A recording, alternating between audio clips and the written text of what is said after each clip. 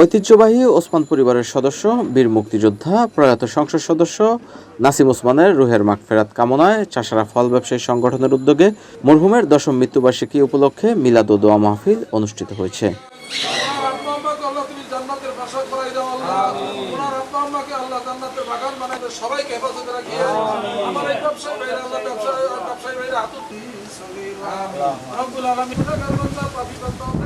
তিরিশে এপ্রিল বিকেলে চাষারা ফল ব্যবসায়ী সংগঠনের আয়োজনে এই দোয়া ও মিলাদ মাহফিলের আয়োজন করা হয়। এতে উপস্থিত ছিলেন চাষারা ফল ব্যবসায়ী সংগঠনের উপদেষ্টা শামসুজ্জামান রকি, সভাপতি মোহাম্মদ আলী, সাধারণ সম্পাদক বাপ্পি সহ সংগঠনের আরো অনেক নেতৃবৃন্দরা।